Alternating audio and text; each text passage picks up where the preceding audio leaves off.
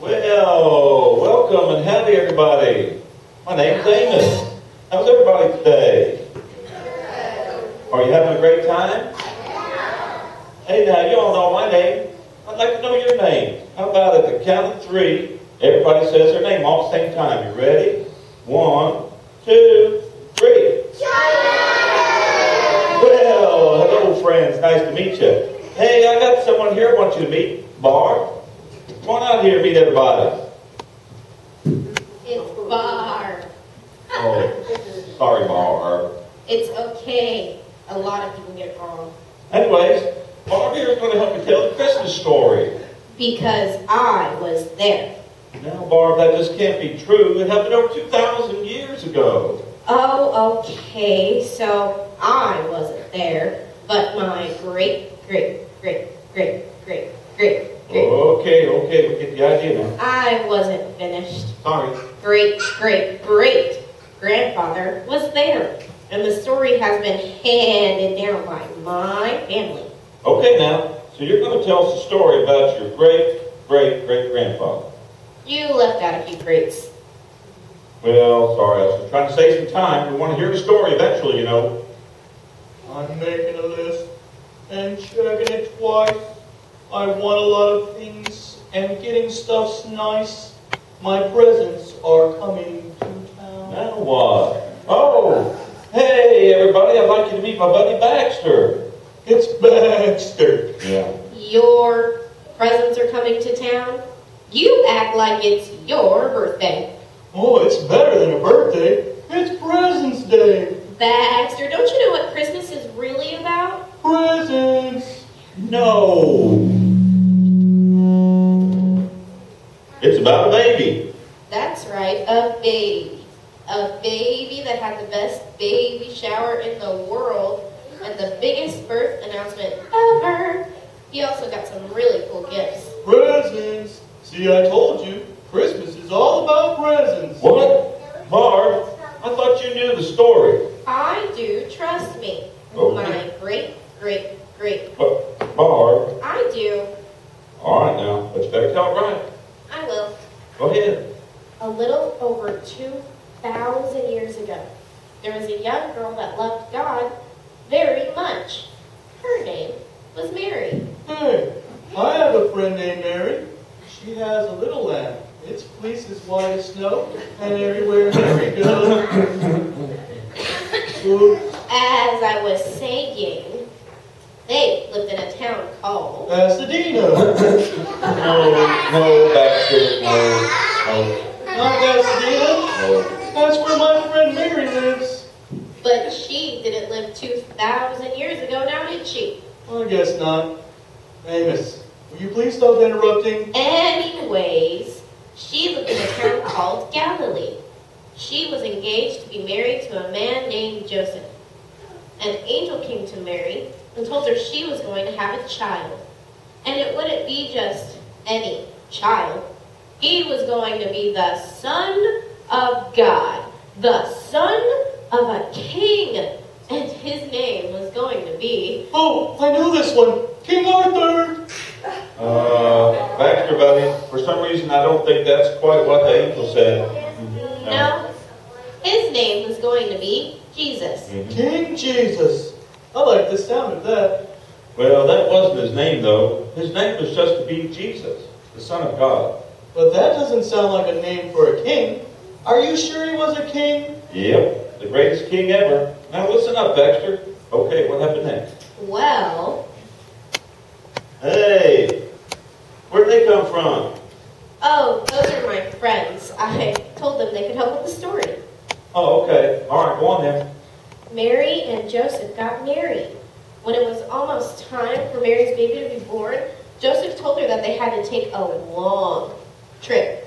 The king, Caesar Augustus, had ordered all the people to go back to their hometowns to be counted. So Joseph put Mary on their donkey, and they started their long walk to Bethlehem. Now, there were a lot of people going back to Bethlehem. When they got there, they found that all the inns and hotels were full. There wasn't a spare room anywhere. They should have come to Clear Lake.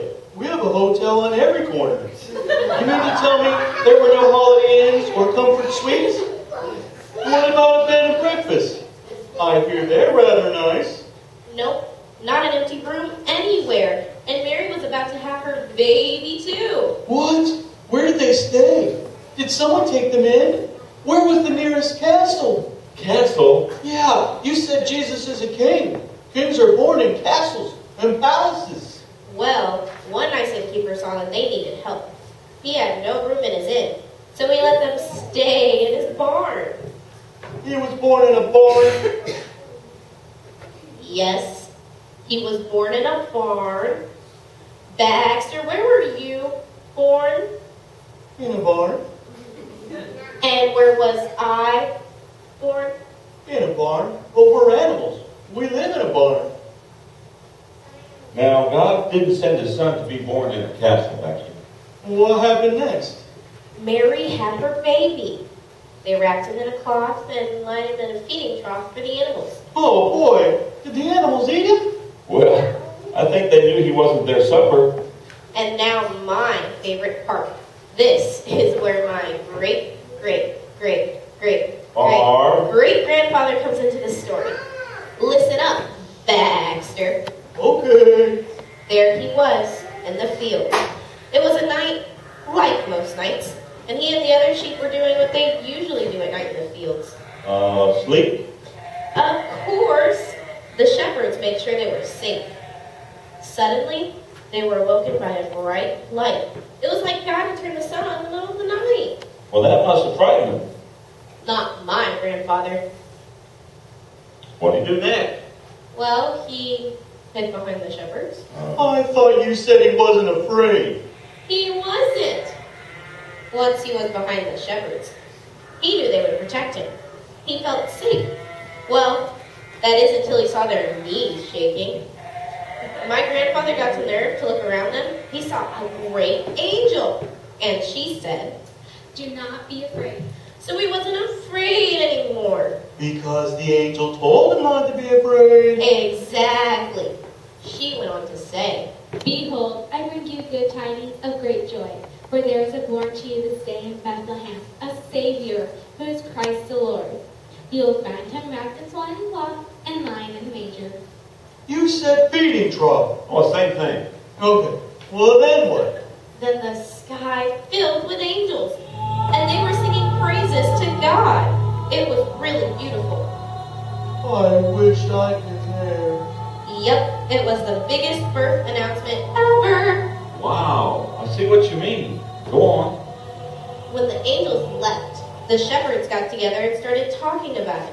And they decided they would go and find the baby who was the Savior, the King. Jesus! That's right. Did your grandpa go with him?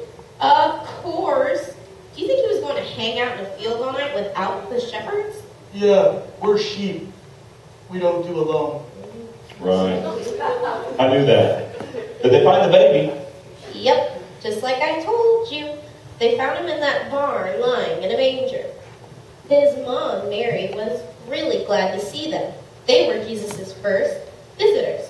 When they left, the shepherds told everyone about the angels they had seen, the baby they visited, and how he was the Savior.